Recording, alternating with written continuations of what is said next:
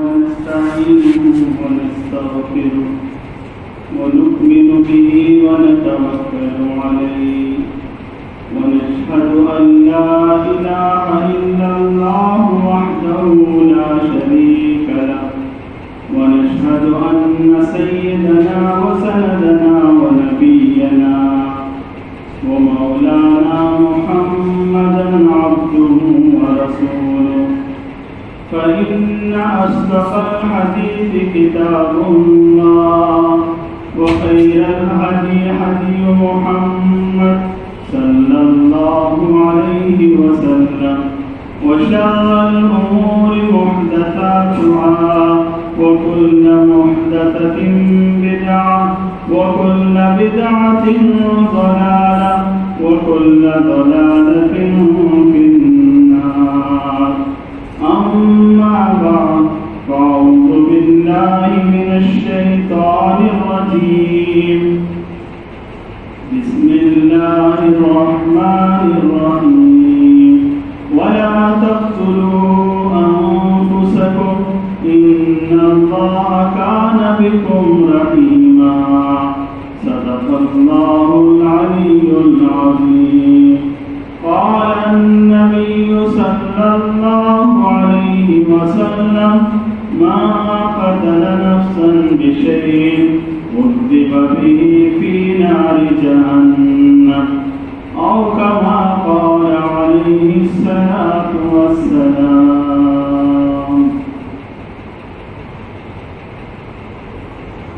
محترم بزرگوں دوستوں، اللہ کے پیارے اور لاڈیلے بندوں، یہ زندگی جو اللہ نے مجھے اور آپ کو دی ہے، یہ اللہ کی عطا کردہ امانت ہے. ہم اپنی اس زندگی کے مالک نہیں ہیں. ہماری اپنی اس زندگی کا اور ہمارے جسم اور ہماری جان کا اللہ تبارک و تعالی ہی مالک ہے. اسے اختیار ہے اور اسے ہی سزاوار ہے اور اسی کا یہ حق ہے کہ وہ ہمارے حق میں فیصلہ کرے کہ ہمیں کب تک دنیا میں رہنا ہے اور کب دنیا سے ہمیں گزر جانا ہے. یہ فیصلہ کرنے کا حق ہمارے آقا، ہمارے مالک اور ہمارے پروردگار ہی کو ہے. ہمیں یہ حق حاصل نہیں ہے. دنیا میں یہ بات ہم ذہن میں رکھیں کہ جیسا کہ میں نے ابھی بتایا، یہ ہماری اپنی زندگی اللہ کی امانت ہے. اور دوسری بات، اللہ تعالیٰ قرآن میں فرماتے ہیں لَقَدْ خَلَقْنَا الْإِنسَانَ فِي كَبَدٍ. ہم نے انسان کو مشقتوں میں پیدا کیا. اس دنیا میں مصیبتیں، پریشانیوں کا آنا ایک معمول ہے. آرام ہی آرام ہو، کوئی پریشانی ہی نہ ہو، کوئی حزن و ملال ہی نہ ہو، کوئی رنج و غم ہی نہ ہو، یہ تو جنت میں ہوگا. دنیا میں اگر کوئی ایسا سوچتا ہے تو یہ بات غلط ہے. محلوں میں رہنے والے، قالینوں میں چلنے والے، ریشمی لباس سے وطن کرنے والے، ہیرے جواہرات اور ڈالروں میں کھیلنے والے، ان پر بھی غم، الم، مصیبتیں اور پریشانیاں آتی ہیں. یہ الگ بات ہے کہ بہت ساروں کو اس کا علم نہیں ہوتا. تو اللہ تعالیٰ نے انسان کو مصیبتوں میں پیدا کیا. تھوڑا ہم جائزہ لیں. دنیا میں جب ہم آئے تھے، اور یا یوں کہا جائے دنیا میں جو بچہ آتا ہے آتے ہوئے روتا ہے، اور بلکہ رونا اس کے صحت مند ہونے کی دلیل ہے، اور وہ روتا ہے اور اس کے بعد بھی وہ روتا ہی رہتا ہے. بھوک لگے روتا ہے، کپڑا گیلا ہو جائے روتا ہے، درد پیٹ میں آ جائے روتا ہے. بلکہ اللہ اسے ایک رونے کا ہتھیار دے کے بھیجتے ہیں. اس ہتھیار کے ذریعے سے اپنی وہ ساری ضرورتوں کو پورا کر لیتا ہے. تو وہ روتا ہی رہتا ہے. اب بڑا ہوا، اب اللہ سے لگائیں بچے روتے ہی رہتے ہیں. اور بچہ جب روتا ہے تو ماں باپ بہت زیادہ پریشان نہیں ہوتے. تھوڑا بہت ہوتے ہیں، اگر بار بار ہوئے تو ماں باپ یہ سمجھتے ہیں کہ بچہ ہے روتا ہے اور پھر بیٹھ جاتا ہے اور پھر کھیلنے لگتا ہے۔ تو یہ غم کا، یہ پریشانیوں کا یہ سلسلہ انسانی زندگی میں لگا رہتا ہے، اور جو کامیابی ملتی ہے وہ پریشانیوں کے بعد ہی ملتی ہے۔ کسان زمین میں ہل جوتتا ہے، دانا ڈالتا ہے، سردی گرمی برداشت کرتا ہے، دھوپ چھاؤں میں محنت کرتا ہے، پھر اس کا پھل اسے ملتا ہے۔ ایک دکاندار نیند کو قربان کرتا ہے، آرائش کو ترجیح دیتا ہے اور پورے قربانیوں کے ساتھ دکان میں وقت پہ آ کر گاہک کا انتظار کرتا ہے اور اس کے بعد اسے پھل ملتا ہے۔ تو مصیبتوں کے بعد پھل ملتا ہے، اور دنیا میں غم کا، مصیبتوں کا آنا یہ ایک عام چیز ہے، اور یہ باقی رہنے والی چیزیں نہیں ہیں۔ مصیبت باقی رہنے والی نہیں ہے، یہ وقت میں آتی ہے اور یہ ٹل جاتی ہے۔ پہلے بھی میں نے بتایا تھا، ایک بادشاہ نے اپنے ایک وزیر سے پوچھا مجھے ایک انگوٹھی بنانا ہے، اس میں کوئی جملہ مجھے لکھانا ہے، آپ ایک ایسا جملہ مجھے بتا دیں میری زندگی کے ہر حال کے لیے وہ مناسب ہو، غموں میں بھی مجھے وہ اچھا لگے اور خوشیوں میں بھی مجھے نصیحت حاصل ہو، اور میں جس حال میں بھی رہوں وہ جملہ میرے لیے بہتر ہو، اچھا لگے، مجھے ہر حال کے لیے وہ جملہ پرفیکٹ ہو، ایسا آپ مجھے جملہ بتا دیں۔ وزیر دانا تھا، اس نے سوچ کے بتایا کہ آپ انگوٹھی کے نگینے کے اندر آپ یہ لکھا لیں کہ یہ وقت بھی گزر جائے۔ حالانکہ معمولی بات، خوشیوں میں دیکھیں یہ خوشی سدا رہنے والی نہیں ہے، اور غم بھی سدا رہنے والا نہیں ہے، دن رات کی طرح یہ آنے جانے والی چیزیں ہیں۔ مومن کو خوشیوں میں شکر کرنا ہے اور پریشانیوں میں صبر کرنا ہے۔ ہمارے معاشرے میں جو عام طور پہ غم آتے ہیں، قرض میں ایک آدمی بہت زیادہ ڈوب گیا، اب اس کا حل یہ نہیں ہے کہ خودکشی کر لے، حل یہ ہے کہ اپنی زندگی کا جائزہ لے اور اپنی ضرورتوں کو کم کرے اور ادا کرنے کی فکر کرے۔ حدیث پاک میں آقا صلی اللہ علیہ وسلم فرماتے ہیں جو بندہ دل سے قرض ادا کرنے کا ارادہ کرتا ہے اللہ اس کی مدد کرتے ہیں، اور قرض سب کو رہتا ہے، ہاں یہ بات ضروری ہے کہ ادا کرنے کی فکر کرنا ہے۔ حضرت عبداللہ بن مبارک رحمۃ اللہ علیہ فرماتے ہیں کہ جس آدمی پہ قرض ہو میں اس کے لیے جائز نہیں سمجھتا کہ وہ گوشت کھائیں۔ آج ہم دیکھتے ہیں کہ قرض پہ قرض ہے، ساری عیاشیاں آسائشیں حرض پہ معمول چل رہی ہیں، سب کے لیے روپیہ ہے، قرض ادا کرنے میں ٹال مٹول ہے۔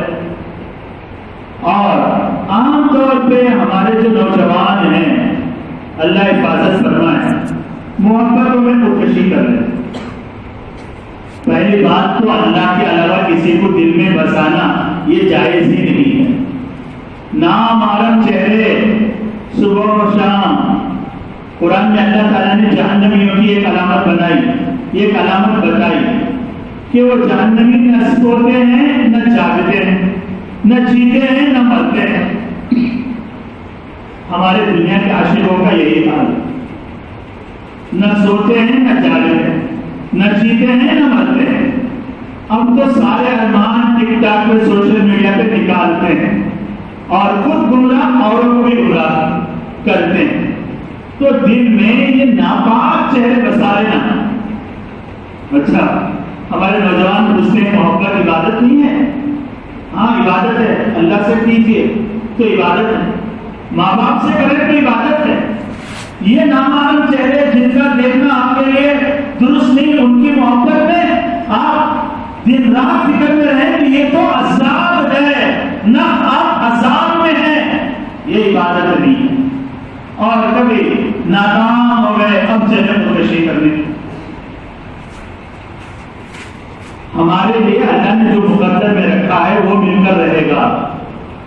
چھوٹا بچہ یہ چاقو ماں سے طلب کرتا ہے، ماں نہیں دیتی تو روتا ہے، ماں جانتی ہے کہ یہ اس کے لیے بہتر ہے، میرے اور آپ کے لیے کیا بہتر ہے یہ خالق جانتا ہے جس نے مجھے اور آپ کو پیدا کیا۔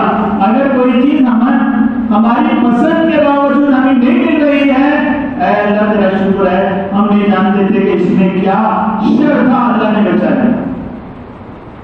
اچھا یہ جو عشقیہ نگاہ ہوتے ہیں یا بھاگ کر، اللہ حفاظت فرمائے، اللہ سب کو کامیاب بہترین زندگی عطا فرمائے، یہی ہماری دل کی دعا ہوتی ہے، لیکن آدھے سے زیادہ رشتے ٹوٹ جائے۔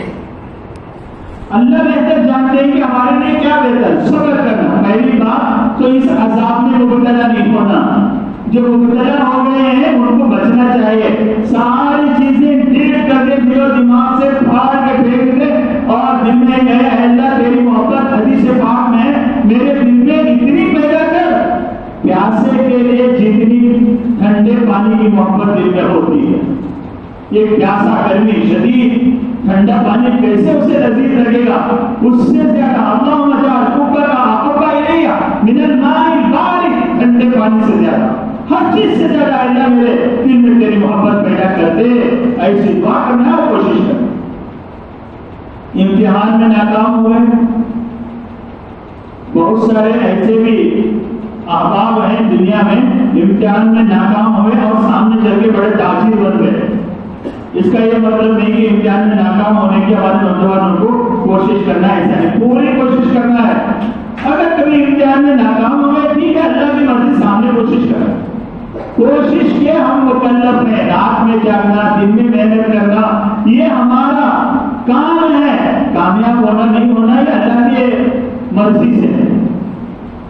اور دنیا میں بہت سارے غم آتے ہیں، ان غموں میں مسکرا دینا یہ مومن کی صفت ہے، اور اپنی جان لے لینا یہ مومن کی شان نہیں ہوتی۔ بخاری میں روایت ہے، رسول خدا صلی اللہ علیہ وسلم نے فرمایا من قتل نفسا بشیء عذب به فی نار جہنم، دنیا میں جو بندہ جس سے اپنی جان لے گا جہنم میں وہ اسی عذاب میں مبتلا ہو۔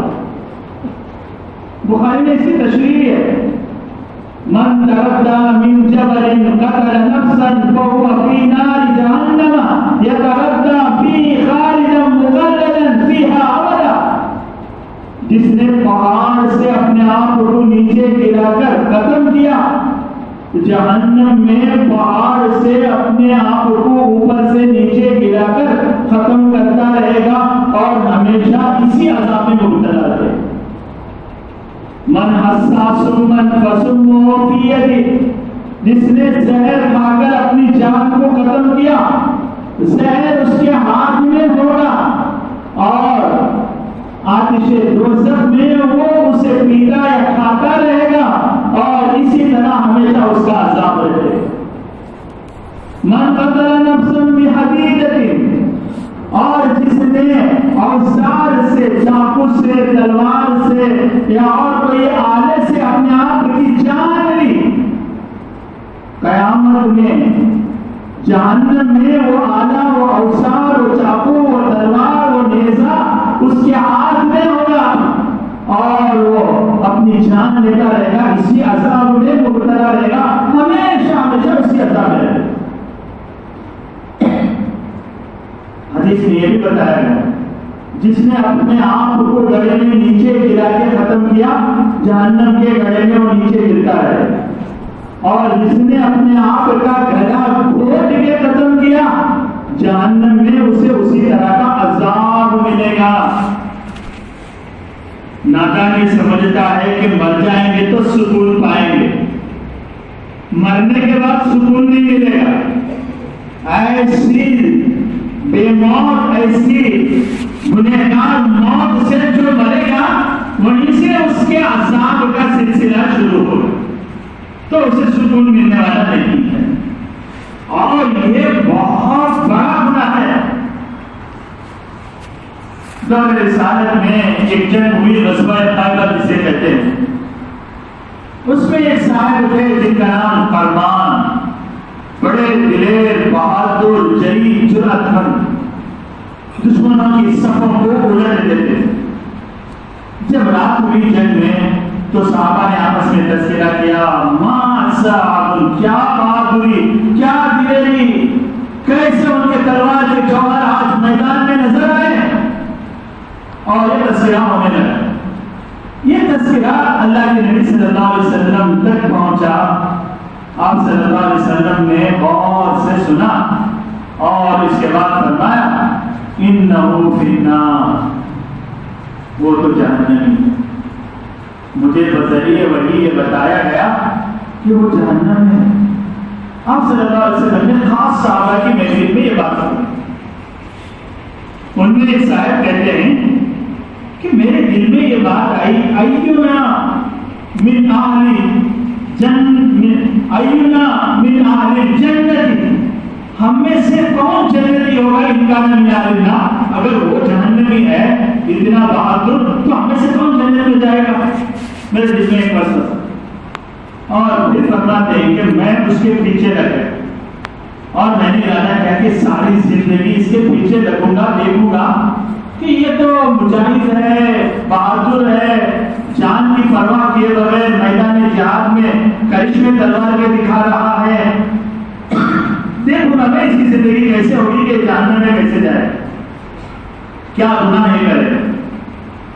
اب وہ فرماتے ہیں کہ جنگ میں اسے ایک زخم آیا اور زخم کی وہ ٹاپ نہ لائے اور رات میں آواز آئی سرسراہٹ کی. یہ صحابی فرماتے ہیں تو میں نے دیکھا کہ عجیب منظر ہے. اس بندے نے اپنے تلوار کے دستے کو زمین میں گاڑ دیا. وہ دوبارہ وہ بین فدائے اور اس کی جو نوک ہے اس پر اپنا سینہ رکھ دیا. وہ تعامل نفسه اور اپنا پورا وزن ایسے ڈالا کہ وہ نیزہ سینے سے پار ہو کے پشت سے نکل گئی. میں دوڑتا ہوا اللہ کے نبی صلی اللہ علیہ وسلم کے پاس گیا اور میں نے کہا انکا رسول اللہ، اللہ کے نبی ہے، میں گواہی دیتا. آپ صلی اللہ علیہ وسلم نے پوچھا کہ کیا ہوا؟ انہوں نے سارا واقعہ بتایا کہ اس کی یہ موت ہو گئی. تو اس طرح خودکشی کرنے والا بزدل ہوتا ہے اور اس کا بہت بڑا گناہ بھی ہے. اور آپ صلی اللہ علیہ وسلم اس کی نماز جنازہ نہیں پڑھتے. ایک صحابی کوئی زخم آیا اور ارتکاب ہو گیا گناہ کا، جنازہ دربار رسالت میں لایا گیا. آپ صلی اللہ علیہ وسلم نے پوچھا کہ کیا ہوا؟ صحابہ نے بتایا کہ یہ بات ہوئی. آپ صلی اللہ علیہ وسلم نے فرمایا امانا اور فلا اسلی، میں ان کی نماز جنازہ نہیں پڑھوں. آپ اندازہ لگائیں آقا صلی اللہ علیہ وسلم انتہائی مہربان رحم دل، آپ نے منافقوں کا تک جنازہ پڑھانے کا ارادہ کر لیا تھا جنہوں نے آپ کو ستایا تھا. اللہ نے فرمایا کہ آپ ان کے نماز جنازہ پڑھانے کی اجازت نہیں، تب جا کے آپ رکے، لیکن آپ نے ایسے بندے کی نماز جنازہ نہیں اور صحابہ نے ان کی نماز جنازہ پڑھی. آج بھی مسئلہ یہ ہے کہ اگر کوئی خودکشی کر لے جو اللہ کا نیک بندہ ہوگا، لوگ جسے مانتے ہیں کہ یہ بڑے اللہ والے ہیں اور یہ بڑے حضرت ہیں، ایسے مقتدی لوگوں کو نماز جنازہ نہیں پڑھانا چاہیے. ہاں کوئی عام بندہ کھڑے ہو کر نماز جنازہ پڑھا لے تو الگ بات. لوگوں کو عبرت ہونا ہے کہ یہ بڑا گناہ ہے، یہ خودکشی بڑا گناہ ہے، یہ سبھی جانتے ہیں اور اللہ پر ایمان رکھنے والے یہ کام نہیں کرتے ہیں. لیکن یہ کا دکھا اللہ حفاظت فرمائے، جو لوگ ایسا کرتے ہیں ان کو جہالت ہوتی ہے، شریعت کا حکم معلوم نہیں ہوتا ہے، تب جا کے وہ ایسا کر لے. اور جن کے پاس ایمان نہیں ہوتا، ان کو اللہ کی ذات پہ یقین نہیں ہوتا، حالات کے بدلنے کا یقین نہیں ہوتا، وہ خودکشی کر لیتے. یہ بے ایمانوں کا شیوا ہے. جہاں مسلمان آباد رہتے ہیں وہاں خودکشی عام طور پہ نہیں ہوتی ہے. اللہ حفاظت فرمائے، ساری امت مسلمہ کی حفاظت فرمائے. اور ایک بات یہ ہے، ہمارے شہر میں بہت سارے نوجوان پانی میں جا کے ڈوب گئے. اور کیا ہے، حدیث پاک میں ہے جو پانی میں ڈوب گیا وہ شہید ہے، جو اچانک موت سے مارا گیا وہ شہید ہے، یہ اپنی جگہ. لیکن وہاں لکھا ہوا ہوتا ہے کہ یہ خطرے کی جگہ ہے. ایسی جگہ جانا یہ درست نہیں ہے. ایسے ڈوبنے والوں کی آپ اگر ہمت افزائی کریں گے کہ شہید ہیں شہید ہیں تو کیا یہ سلسلہ رکے گا؟ ہمارے شہر میں انگنت واقعات ہو گئے. آپ جانتے ہیں ہم جس محلے میں رہتے ہیں 4 نوجوان وہاں جا کے پانی میں ڈوبے، اور یہاں کا سارے شہر کا اگر رجسٹر رکھا جائے تو کتنے نوجوان ملیں گے. ہمیں اپنے بچوں کو سمجھانا ہے کہ ایسی جگہ جانا جہاں حفاظت نہیں ہوتی وہاں جائز اور درست نہیں ہے. اب کون شہید ہے کون شہید نہیں اس کا حساب تو اللہ تعالیٰ لیں گے، ہم کیا بتا سکتے ہیں. لیکن بتانا ہے جو ہمارے نوجوان بچے ہیں، کوئی مچھلی پکڑنے کے لیے گیا پانی میں چھلانگ لگا دیا، اور کوئی گھومنے پھرنے کے لیے گیا اپنے خاندان قبیلے والوں کی نگاہوں کے سامنے اپنی بیوی کے سامنے پانی میں ڈوب گیا، اور کوئی دوستوں کے ساتھ گیا پانی میں ڈوب گیا. اور یہ پانی میں جو تیرنے کا شوق ہے اندھا شوق ہے. اور اسی طرح یہ مچھلی پکڑنے کا شوق بھی ہے، یہ ناجائز نہیں ہے کام، لیکن ہر چیز میں حد سے گزر جانا یہ کام درست ہے. ہمارے پاس آباد شادی شدہ اپنے روزے مرہ کے کام کرنے کے بجائے مچھلی پکڑنے کے لیے جاتے ہیں. صبح سے شام تک 100 روپیوں کی مچھلیاں انہیں ملتی نہیں، اس سے ان کا گھر چلتا نہیں. شوق ہے،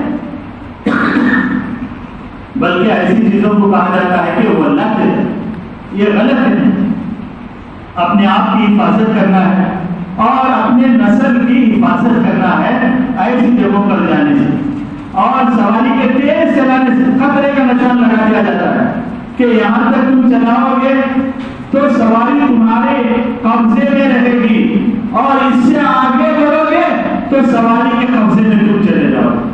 لطیفہ مشہور ہے، ایک نئی گاڑی لے کے ایک امام صاحب کے پاس آئے اور دعا کروائے جیسا کہ کرواتے ہیں، اور کہا حضرت آپ میرے لیے دعا کرتے ہیں. انہوں نے دعا کے بعد کہا کہ یہ میری دعا تمہارے یہاں جہاں سرخ نشان لگا ہوا ہے غالباً 100 یا 80 یہاں تک کام کرے گی، اس کے بعد یہ میری دعا نہیں.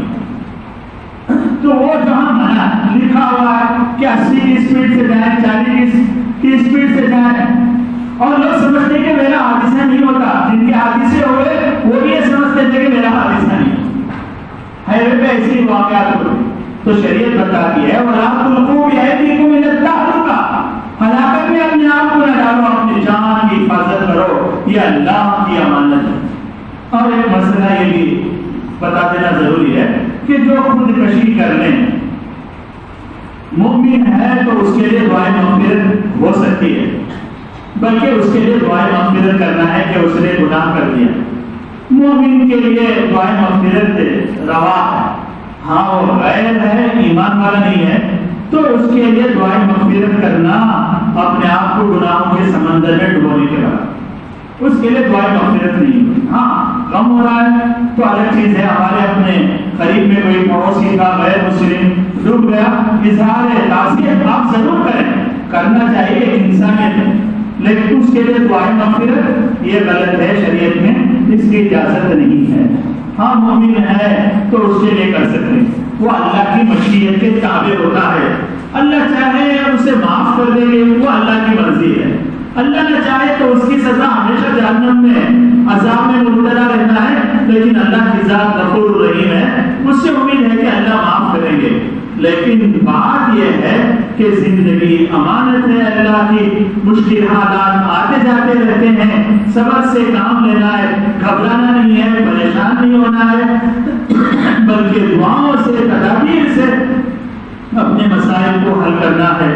اللہ سے دعا ہے اللہ تعالیٰ میری آپ کی اور ساری امت مسلمہ کی مسائل سے، مصیبتوں سے، اس طرح ہلاکتوں سے حفاظت فرمائے. وآخر دعوانا الحمدللہ. ونستعينه ونستغفره ونؤمن به ونتوكل عليه